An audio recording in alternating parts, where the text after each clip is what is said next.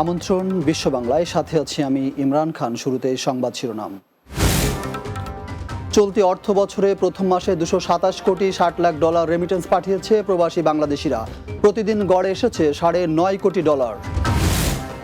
ওমানে অবৈধ প্রবাসীদের সাধারণ ক্ষমার সময়সীমা 5 মাস বাড়ানো হয়েছে। 31 ডিসেম্বর পর্যন্ত আইনি অবস্থান সংশোধনের সুযোগ পাওয়া যাবে। এবং আমিরাত সরকারের গুরুত্বপূর্ণ দপ্তরে দীর্ঘদিন নিষ্ঠার সঙ্গে দায়িত্ব পালন করেছেন ইঞ্জিনিয়ার মোহাম্মদ মোয়াজ্জেম হোসেন। এখন সমাধান করছেন বাংলাদেশিদের সমস্যা। শুনছিলেন শিরোনাম, এবার বিস্তারিত। চলতি 2025-26 অর্থ বছরে প্রথম মাস জুলাইয়ের 29 দিনে দেশে 227 কোটি 60 লাখ ডলার রেমিটেন্স পাঠিয়েছেন প্রবাসী বাংলাদেশিরা। বাংলাদেশি মুদ্রায় এর পরিমাণ প্রায় 27,767 কোটি 20 লাখ টাকা। বাংলাদেশ ব্যাংকের হালনাগাদ প্রতিবেদন এ তথ্য জানিয়েছে। কেন্দ্রীয় ব্যাংকের তথ্য বলছে, জুলাইয়ের প্রথম 29 দিনে 227 কোটি 60 লাখ ডলার রেমিটেন্স এসেছে দেশে। গত বছরের একই সময়ে এসেছিল 173 কোটি 20 লাখ ডলার। সেই হিসেবে গত বছরের একই সময়ের তুলনায় 54 কোটি 40 লাখ ডলার বা প্রায় 6,637 কোটি টাকা বেশি রেমিটেন্স এসেছে। এর আগে সদ্য বিদায়ী 2024-25 অর্থ বছরের শেষ মাস জুনে প্রবাসী বাংলাদেশিরা ব্যাংকিং চ্যানেলে দেশে পাঠিয়েছেন প্রায় 281 কোটি 80 লাখ ডলারের রেমিটেন্স। দেশীয় মুদ্রায় এর পরিমাণ প্রায় 34,404 কোটি টাকার বেশি। আর প্রতিদিন গড়ে এসেছে 9 কোটি 40 লাখ ডলার বা 1,147 কোটি টাকা। ওমানের অবৈধভাবে বসবাস করা প্রবাসীদের সুখবর দিয়েছে আইন উপদেষ্টা অধ্যাপক আসিফ নজরুল। বুধবার দিবাগত রাত 11:20 দিকে নিজের ভেরিফাইড ফেসবুক আইডি থেকে এক পোস্টে এ তথ্য জানান তিনি। আসিফ নজরুল লিখেছেন, অবৈধভাবে বসবাসরত প্রবাসীদের জন্য বড় সুখবর দিয়েছে ওমান সরকার। অবৈধ প্রবাসীদের ঘোষিত সাধারণ ক্ষমার সময়সীমা আরও 5 মাস বাড়ানো হয়েছে। নতুন সিদ্ধান্ত অনুযায়ী আইনি অবস্থান সংশোধনের সুযোগ চলতি বছরের 31 জুলাই থেকে বাড়িয়ে 31 ডিসেম্বর 2025 পর্যন্ত করা হয়েছে। ফেসবুক পোস্টে আসিফ নজরুল আরও বলেন, ওমানে অবস্থানরত প্রবাসী কর্মীদের বৈধকরণের মেয়াদ 31 ডিসেম্বর পর্যন্ত বাড়ানো হয়েছে। এর মধ্যে কেউ নিজ থেকে বৈধকরণের জন্য যোগাযোগ করলে জরিমানাও দিতে হবে না।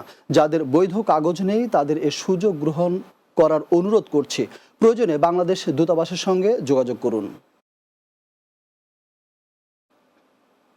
নানা অভিযোগে চলতি বছরের 1 জানুয়ারি থেকে জুলাই পর্যন্ত বিভিন্ন দেশের 19,000-এর বেশি প্রবাসীকে কালো তালিকাভুক্ত করে নিজ দেশে ফেরত পাঠিয়েছে কুয়েত। বহিষ্কার হওয়া প্রবাসীরা দেশটিতে অবৈধভাবে বসবাস, শ্রম আইন লঙ্ঘন, মাদকের সঙ্গে জড়িয়ে পড়াসহ বিভিন্ন অপরাধমূলক কর্মকাণ্ডে লিপ্ত ছিলেন। স্থানীয় গণমাধ্যম আরব টাইমসের এক প্রতিবেদনে এ তথ্য জানানো হয়েছে। আবাসন আইন ও শ্রম আইন লঙ্ঘন, পলাতক আসামি, মাদক বেচাকেনা, ভিসা বাণিজ্য, অবৈধ ব্যবসা বাণিজ্য, পতিতাবৃত্তি সহ বিভিন্ন ফৌজদারি মামলায় দেশটির বিভিন্ন অঞ্চলের আইন শৃঙ্খলা বাহিনীর নিয়মিত অভিযানে তাদের গ্রেপ্তার করা হয়। গ্রেপ্তারকৃত প্রবাসীদের মধ্যে বাংলাদেশ, ভারত, ফিলিপাইন, মিশর সহ বিভিন্ন দেশের নাগরিক রয়েছেন।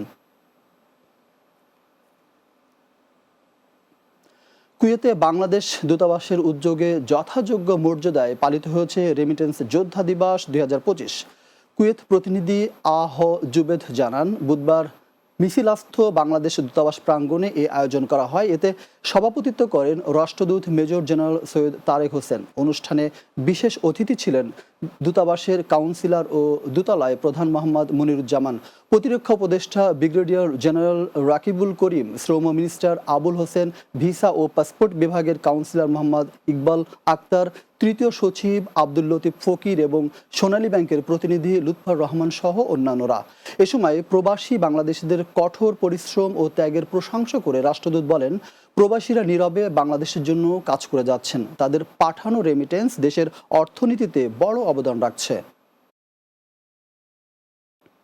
এবার দুবাইয়ের গল্প।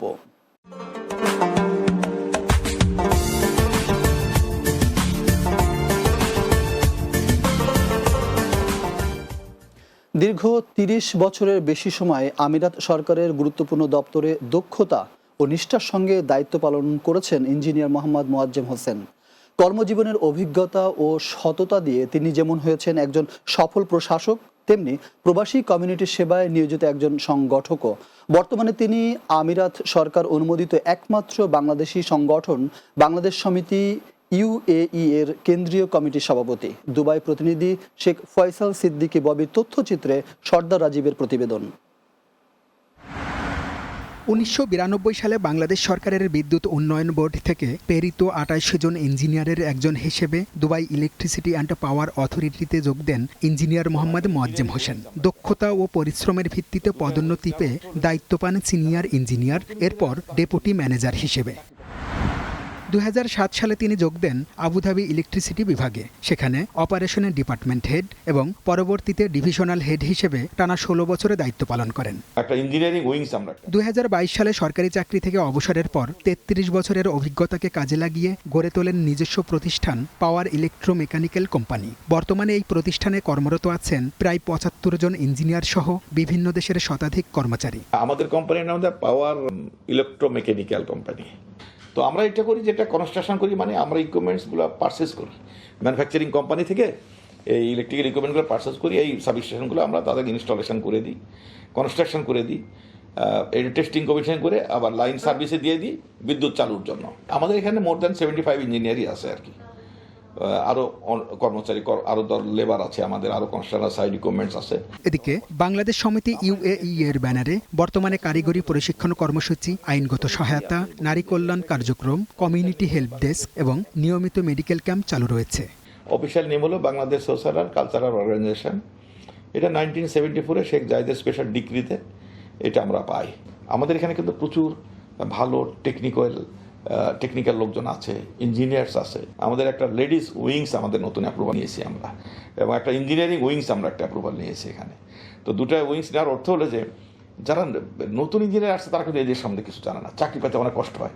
তো আমরা এদেরকে ট্রেন আপ করার জন্য, অ্যাসোসিয়েশনের জন্য এই ভূমিকাটা পালন করে, এবং তাদেরকে এই দেশের স্ট্যান্ডার্ড সম্বন্ধে আইডিয়া দেওয়ার পরে তারা যখন ইন্টারভিউ যায় তখন তারা ভালো করে এবং চাকরি পায়। প্রবাসী বাংলাদেশিদের সমস্যাগুলো বিশেষভাবে চিহ্নিত করে সমাধানের পথ খুঁজে বের করছেন কমিউনিটি নেতা মোয়াজ্জেম হোসেন। বাংলাদেশ থেকে যে বিএমইটি থেকে যে লোকগুলো আসবে, এর একটা সংযোগ স্থাপন করতে হবে।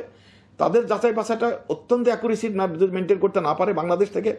আর এখানে যেই জায়গাগুলোতে আসবে, এই জায়গাগুলোর তথ্য যদি এখানে নিশ্চিত না করা হয়, এই দুয়ের মাঝে কীভাবে সিস্টেম করা যায়, এটার আমাদের একটা পদ্ধতি তৈরি করার জন্য বা সিস্টেম বানানোর জন্য বা প্রসেসিওর বানানোর জন্য কোন প্রসেসে এটা যাচাই বাছাই করে অ্যাকচুয়ালি সঠিক লোক যেন এদের আসে। ইঞ্জিনিয়ার মোহাম্মদ মোয়াজ্জেম হোসেনের মতো সকলেই দেশ ও দেশের মানুষের জন্য কাজ করবেন, এমনটাই প্রত্যাশা প্রবাসী বাংলাদেশিদের।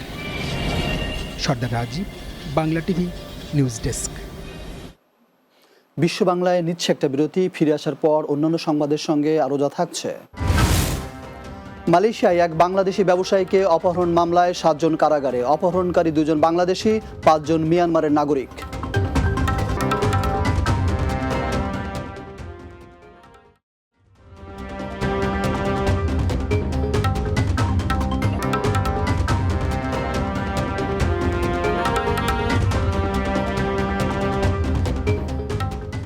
বিরতির পর বিশ্ব বাংলায় স্বাগত আরও একবার। রাজধানী কুয়ালালামপুরের সেন্টুলে এক বাংলাদেশি ব্যবসায়ীকে অপহরণের মামলায় 7 জনকে কারাগারে পাঠানো হয়েছে। গ্রেপ্তারের পর আদালতে তোলা হলে বিচারক তাদের কারাগারে পাঠান। দেশটির হারিয়ান মেট্রোর প্রতিবেদনে বলা হয়, সেন্টুলের একটি মসজিদের সামনে থেকে ওই বাংলাদেশি ব্যবসায়ীকে অপহরণ করা হয়। এই ঘটনায় অভিযুক্ত 7 জনকে গ্রেপ্তার করা হয়। এর মধ্যে সোহেল রানা ও শাহজাহান বাংলাদেশি নাগরিক, বাকি 5 জন মিয়ানমারের নাগরিক। বুধবার এই 7 আসামিকে কুয়ালালামপুর ম্যাজিস্ট্রেট আদালতে হাজির করা হয়। অভিযুক্তদের বিরুদ্ধে মুক্তিপণ আদায়ের উদ্দেশ্যে অপহরণের অভিযোগ আনা হয়েছে। দেশটির আদালতের ম্যাজিস্ট্রেট নূর এলিনা হানিম আব্দুল হালিমের সামনে অভিযোগপত্র পড়ে শোনানো হয়। উপ সরকারি কৌঁসুলি ইমান নূর হিদেয়া ইজানি জানান, অপরাধটি জামিন অযোগ্য হওয়ায় কোনো জামিনের প্রস্তাব দেওয়া হয়নি। পরবর্তী শুনানির জন্য আদালত 2 অক্টোবর দিন নির্ধারণ করেছেন। আদালত সূত্রে জানা গেছে, অভিযুক্তরা দোষী সাব্যস্ত হলে তাদের প্রত্যেকের সর্বোচ্চ 40 বছরের কারাদণ্ড এবং বেত্রাঘাতের শাস্তি হতে পারে। সৌদি আরবের তাবুকে বসবাসরত প্রবাসী বাংলাদেশিদের আগামী 1 ও 2 অগাস্ট শুক্র ও শনিবার কনসুলার সেবা দিবে বাংলাদেশ কনসুলেট জেনারেল জেদ্দা। তাবুক প্রতিনিধি মোহাম্মদ শাহাদাত হোসেন সাজ্জাদ জানান, তাবুকের ফয়সালিয়ায় সন্নিকটে বাংলাদেশ ইন্টারন্যাশনাল স্কুলে এই কনসুলার সেবা দেওয়া হবে। দুদিনই সকাল 8টা থেকে বিকাল 5টা পর্যন্ত এ সেবা দেওয়া হবে। সেবা সমূহের মধ্যে রয়েছে পাসপোর্টের আবেদন গ্রহণ, মেয়াদ উত্তীর্ণ ডিজিটাল পাসপোর্টের রি ইস্যুর আবেদন গ্রহণ, ওয়েজ আর্নার্সের কল্যাণ বোর্ডের সদস্যপদ নিবন্ধন চলবে। এর পাশাপাশি সোনালী ব্যাংকের অ্যাকাউন্ট খোলা, প্রবাসী কার্ড বিতরণ, পাসপোর্ট ডেলিভারি ও ট্রাভেল পারমিট প্রদান সহ থাকবে অন্যান্য সেবা। কনসুলার সেবা নেওয়ার সময় প্রত্যেক প্রবাসীকে জাতীয় পরিচয়পত্র বা জন্ম নিবন্ধনের ফটোকপি সাথে নিয়ে আসার জন্য অনুরোধ করেছে কনসুলেট অফিস। যুক্তরাজ্যে প্রবাসী সংগঠন বাংলাদেশ ক্যাটারার্স অ্যাসোসিয়েশন BCA এর কেন্ট অঞ্চলের জন্য নতুন কমিটি ঘোষণা করা হচ্ছে।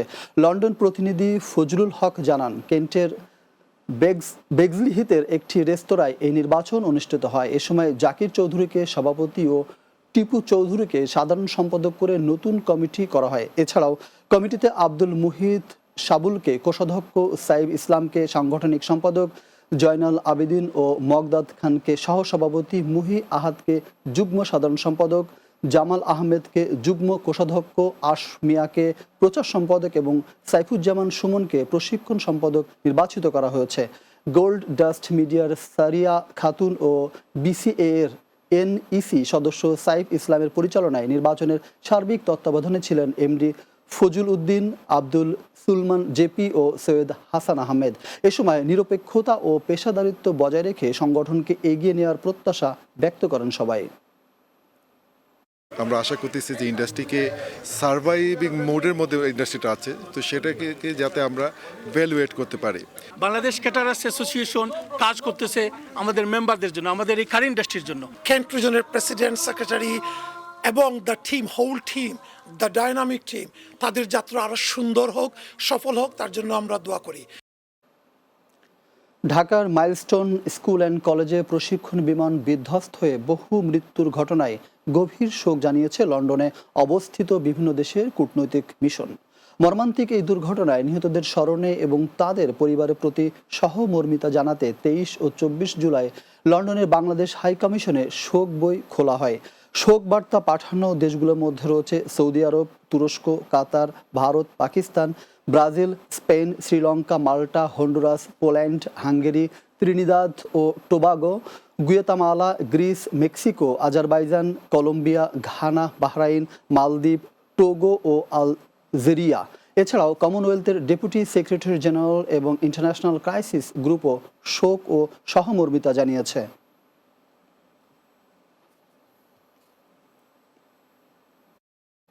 শেষ করব বিশ্ব বাংলা, যাওয়ার আগে সংবাদ শিরোনামগুলো আরও একবার। চলতি অর্থ বছরে প্রথম মাসে 227 কোটি 60 লাখ ডলার রেমিটেন্স পাঠিয়েছে প্রবাসী বাংলাদেশিরা। প্রতিদিন গড়ে এসেছে $9.5 কোটি। ওমানে অবৈধ প্রবাসীদের সাধারণ ক্ষমার সময়সীমা 5 মাস বাড়ানো হয়েছে। 31 ডিসেম্বর পর্যন্ত আইনি অবস্থান সংশোধনের সুযোগ পাওয়া যাবে। আমিরাত সরকারের গুরুত্বপূর্ণ দপ্তরে দীর্ঘদিন নিষ্ঠার সঙ্গে দায়িত্ব পালন করেছেন ইঞ্জিনিয়ার মোহাম্মদ মোয়াজ্জেম হোসেন। এখন সমাধান করছেন বাংলাদেশিদের সমস্যা। এবং মালয়েশিয়ায় এক বাংলাদেশি ব্যবসায়ীকে অপহরণ মামলায় 7 জন কারাগারে, অপহরণকারী 2 জন বাংলাদেশি, 5 জন মিয়ানমারের নাগরিক।